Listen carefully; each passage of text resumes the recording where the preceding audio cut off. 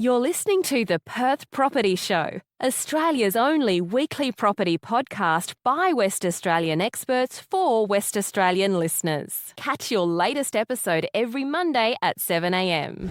Good morning, everyone. Welcome to the Perth Property Show. My name's Trent Fleskins, your host as always. Welcome to episode 299. I wonder what episode 300 will be. But before we have that big milestone mark, I couldn't not have a chat with my favourite mortgage broker in Western Australia, the number one mortgage broker in Western Australia, the most awarded broker I know, Sam Carrello. How you going, mate? Very, very good, mate. Thank you for that nice introduction. Hey, you had a couple of weeks off on holiday. You're back at it, and something that is probably one of the proudest moments in my career at Strategic is that you've also decided to join the team here at Strategic Mortgages. Thanks for coming on, and it's interesting to have one of our own now after all these years on the podcast. Thanks, mate. Yeah, obviously opportunity popped up, so yeah, really happy to be here, and thanks to you on the team for making not only myself but Rasheen's come across with me too, which can't go amiss. So she's come on board with us as well. So yeah, looking forward to getting into it, and essentially same service proposition from our end, just a change in the logo. But yeah, excited for what the future holds. As I said, really proud to have you on board, and for one of very, very few plugs we've ever had on this podcast, as I always would have anyway, whether you were here or not at Strategic. To everyone out there, if you are looking for a mortgage, this man is the best in the business. So get on board, have a look at strategicmortgagesperth.com.au. Let's get to the episode. We're talking about mortgages, finance, and I guess the lay of the land at the moment. It's been a while since we've done a mortgage update in terms of rates. Let's go through it one by one if we can, mate, and just get that out of the way before talking a bit more strategy and future. The rates have been pretty steady last few months. Obviously, there hasn't been an increase on the cash rate with the RBA. We've seen a little bit of movement in terms of the variable rates. What we're seeing there is if the banks are trying to open the door for business, they may offer an extra discount to try and get clients in. At the same time, if they've got enough in the pipe for a little while, those discounts reduce. So essentially how they work is the banks typically will have a standard variable rate, which may be, say, 8.5%. And then based on your position or your scenario, they'll give you a discount off that rate. So hypothetically, say the standard rate's 8.5 at the moment, say a Bank West on the books is offering 6.34, so you get a discount off that. At the same time, Bankwest are open for business, so we've actually got access to rates that are cheaper, and we're sort of seeing 619s, maybe even a little bit cheaper. So that's through a broker, table. Right? So you're actually having to go and ask the question, a pricing tool, a broker would call it, online, to have a human at Bankwest have a look at the profile of that client and provide a discretionary discount over and above the rate that you would see on the website. Correct, yeah, 100%. And all the banks do this, so obviously they're targeting ideally that 20% deposit. Some banks will even offer a little bit more off if you have a 30% deposit. Also loan size factors in, so obviously sub 500 will get potentially a different rate compared to, say, if you're borrowing $1 million.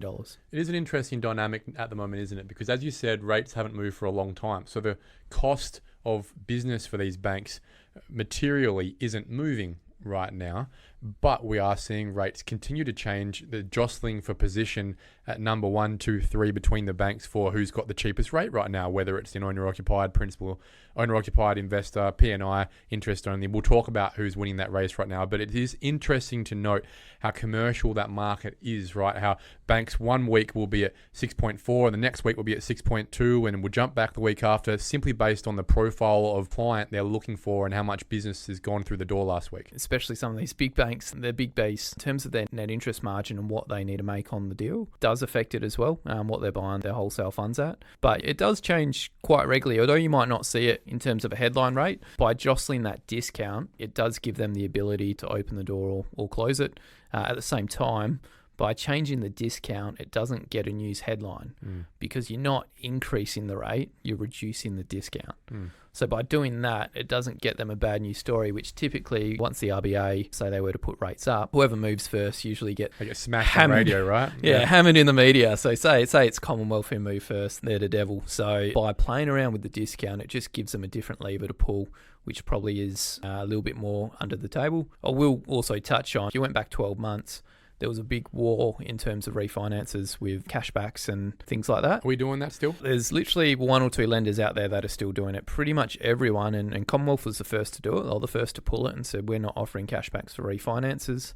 There were other lenders like Macquarie who just stuck out of it. They said, you know what, we know what we're offering. We're consistent. We're good. We're offering a good rate.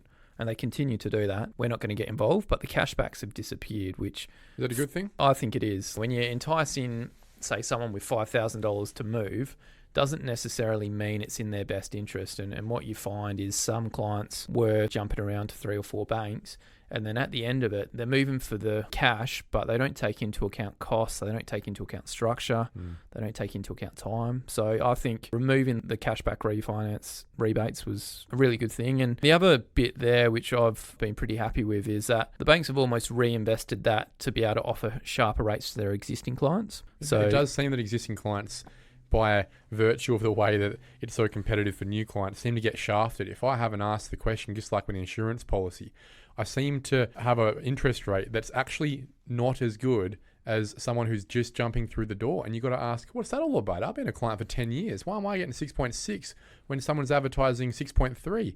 And then I go and ask the question, and you won't give me 6.3. 100%. And what we're seeing is the retention teams at the banks, say the new to bank rate is a 619, for example. CBA are pretty good at this. You might get a 632 or a 629 to stay with them. And when you factor in that 0.1% on, say, a $500,000 loan, it's $42 a month in interest. So it's not worth clients to switch, because to switch banks, now the refinance rebates are gone, you're not getting $2,000. Might cost you $1,000. Well, it does. Your mortgages are $210 a piece. You got 2 of those. Discharge fees typically $350, and then you've got your new annual fee into the new bank. So yeah, you're looking at north of $1,000. So they're smart about it. They're like, what's the amount we need to give you just to keep you, rather than to actually keep you in par with new to bank? Correct. That's pretty poor. Yeah. So typically what we're seeing is that lenders will price 0.1 to 0.2 above potentially new to bank, which it's better than probably what the client was paying. It's not new to bank, but it's not worth that change. The hassle of changing bank accounts, setting everything up again, and then you're not actually going to be in front for a good 12 months typically. Yeah. Let's go to those rates. Let's start with an owner-occupier and principal and interest. What's the top couple of rates we're seeing right now? Yeah, so on a variable, looking around that 614% with, fully functional offset, 100%. But ING, Macquarie, Bank West are doing a little bit of that, Westpac. So there's a few banks in there, St. George, who are... So it's a lot of banks right now pegging against each other, just over 6%. Yeah. So typically what we find is we can usually price most lenders against each other, and they all sit probably between 0.05 and 0.1 difference. So you can usually get a pretty competitive rate, and at that level it doesn't make a huge difference. And as we always say, the key is, well, first and foremost, where are you going to get approved? There's no point going for that best rate if they're going to decline you. So we're seeing the banks being competitive in terms of the variable space.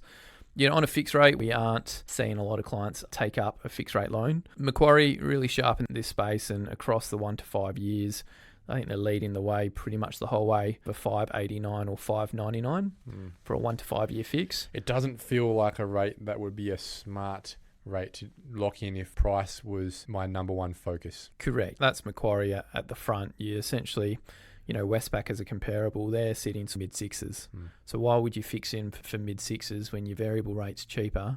And the longer term forecast is that rates will hopefully come down next year. Yeah, you don't want to be that schmuck where everyone else is finally at variable rates of 5.2 in a year's time, let's just say, and you're still at 5.89 for the next 4 years. That would hurt. And the other thing there with the fixed rates, which I think we've touched on before, is a lot of fixed rates won't offer an offset account, and they do limit how much you can repay, whether that's 5 or 10,000 over and above. So with the fixed rates, just a warning, when fixed rates were 2%, you couldn't go wrong. Thanks for coming. Yeah, but I think we're seeing the last of those disappear now in terms of the clients that were on them, and you're sort of looking north of 6. Okay, let's flick over to investors, and let's start with principal and interest there as well. What's happening in the variable space? Variable space starting at 632, 634 for 70% land, 80% land, you're looking in the 640s. Typically, owner-occ P&I to investment P&I, you're typically 0.3 higher. That's a lower spread than it used to be 4 or 5 years ago. It feels like they're penalising the investor a little less than they used to. Well, I think the regulations changed. So prior, they wouldn't have more than 30, I think it was 30% of your book investor interest only. They got released probably a year and a half, 2 years ago.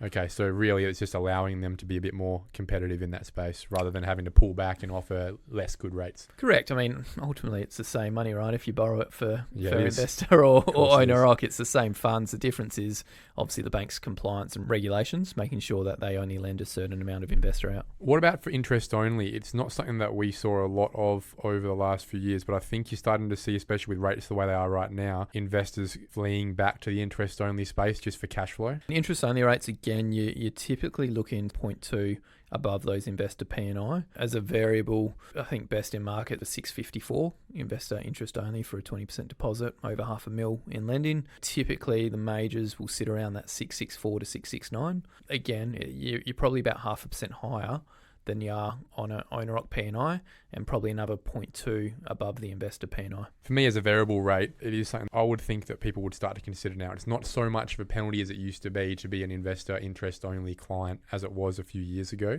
And if cash flow is starting to become an issue for you as an investor, given interest rates, or maybe you've bought a property recently and rents aren't 100% covering your cash flow, it's an option. It's something that you can consider. Let's look forward for a second. It's very risky to do that, but we've had a bit of information come through from the RBA over the last couple of weeks. You got a lot of economists who think the cash rate should have increased by now, and just as many who think it should have dropped by now, actually. And what we're finding is that the bonds market is essentially now pricing in a drop by the end of the year, despite the fact the governor of the RBA, Michelle Bullock, has said it ain't happening.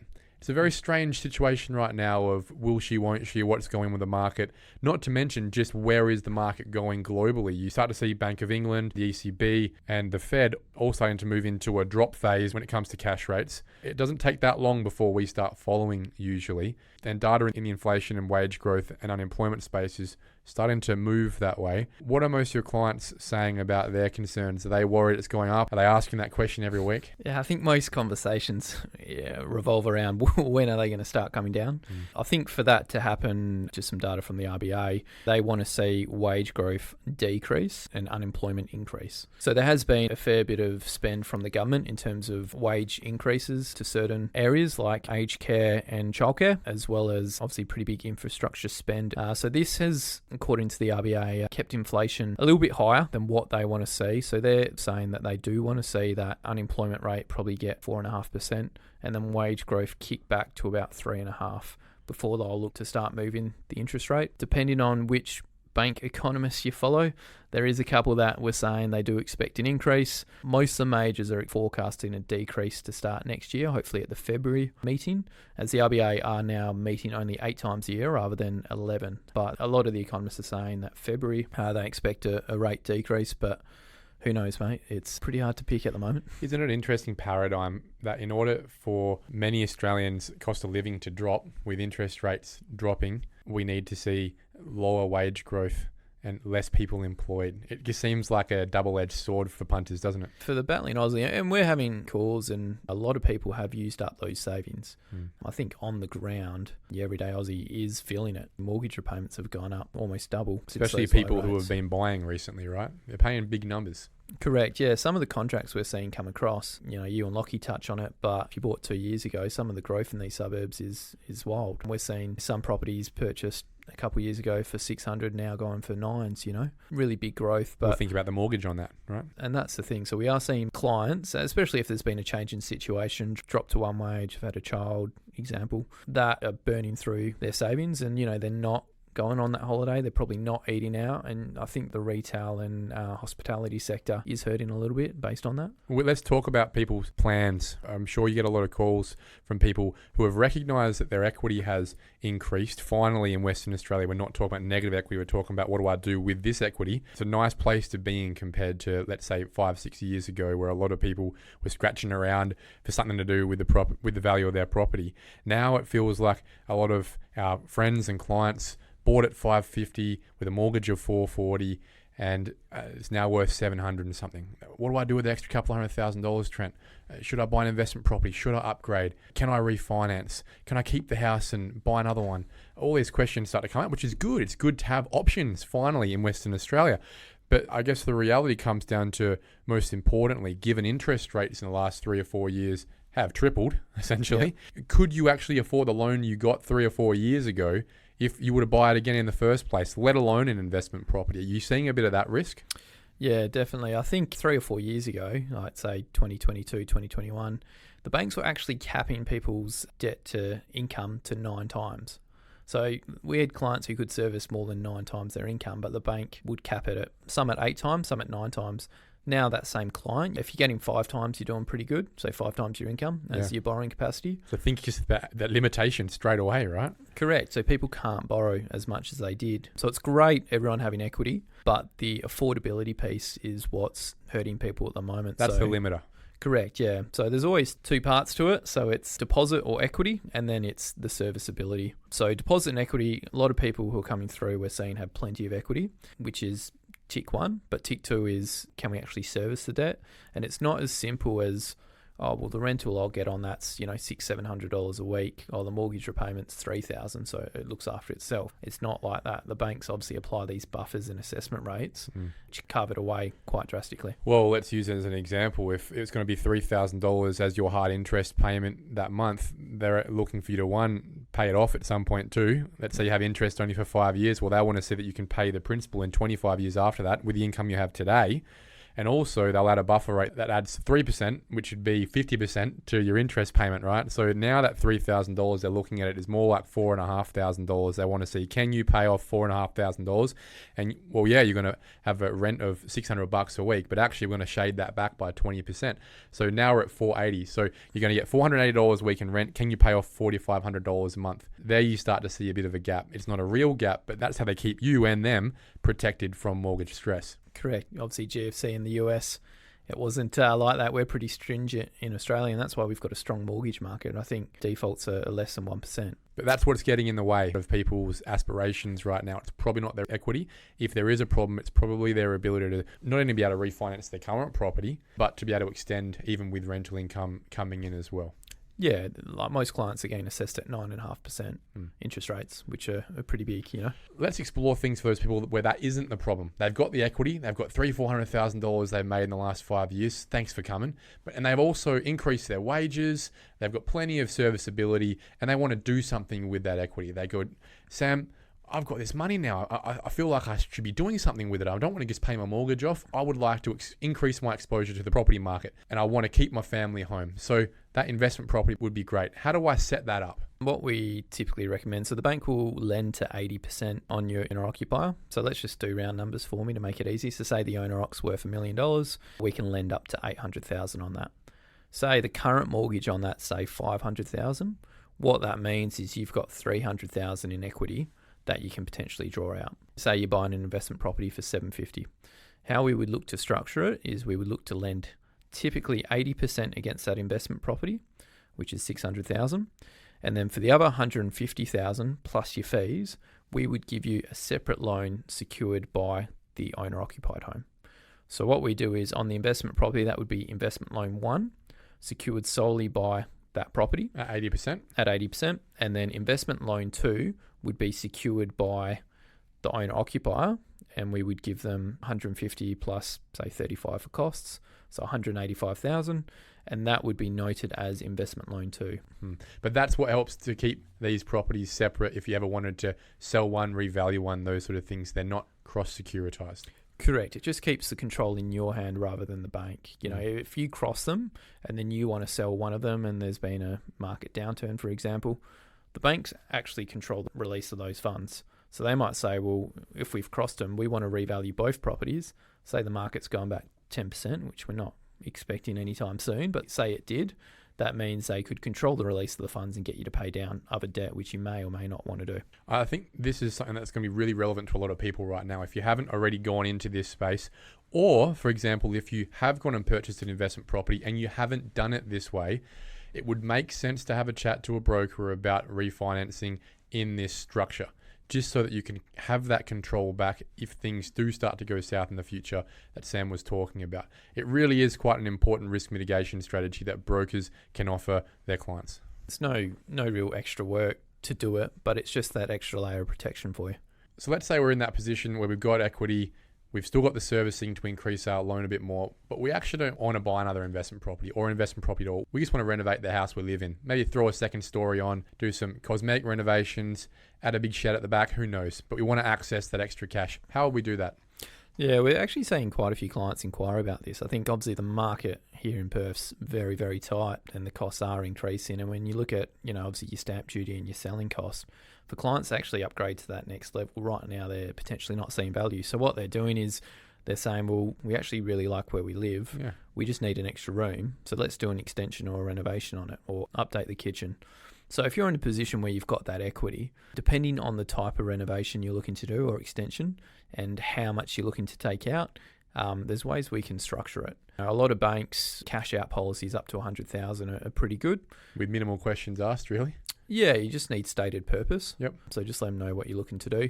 Typically, if you are looking to do a structural renovation, the banks do typically want a control release of those funds. That's where you get a standard construction loan. Yeah, like a build contract, really. That's what they're going to want to see. Correct. And that's just to mitigate the risk of giving you $250,000, $300,000 and then the builder going under halfway, or which is a big thing. It's probably in your interest as a client. You don't want to be handing that money straight over to a builder if they're not going to get it done.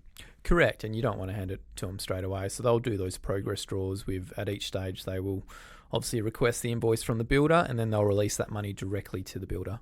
Yeah. There has been a few building companies go under, so it's important when you are looking at doing a renovation or a build or an extension, you do go with a reputable one, just based purely on that. And, if someone said, I want the money up front, I'd definitely be asking questions. That's right. Now let's go to the final stage here. We're looking to upsize. Again, we've got some equity in our property now. If we were to sell tomorrow, we've got the cash to have a nice big deposit for a $1.5 million house that maybe we never thought we could afford. We've gone to see Sam. Sam said, yep, we've got the serviceability. We can do this. We can get a loan for 1.2 mil, for example, and the rest we can throw down $300,000 as our deposit plus our stamp duty.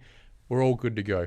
But the problem is right now for a lot of people, where do we go in the meantime? We can't really sell the house right now. We've just found the house we'd like to buy and we have to put an offer down tomorrow. What strategies have we got there in terms of bridging loans and all that? And how does that work? Yeah, so bridging loan, again, has become very popular just because people in that position, they know they're going to sell theirs quickly. They don't necessarily want to put theirs on the market and accept an offer before they don't want to be homeless. Yeah, before they got somewhere to go. So I think Lockie's maybe touched on a few options here in terms of rent back and things like that. But a bridging loan is definitely an option. So essentially, there's lenders out there who will look to lend 100% of your new purchase plus your fees if need be, for up to 6 months typically. And then when you sell your property, the funds come in and clear that bridging loan.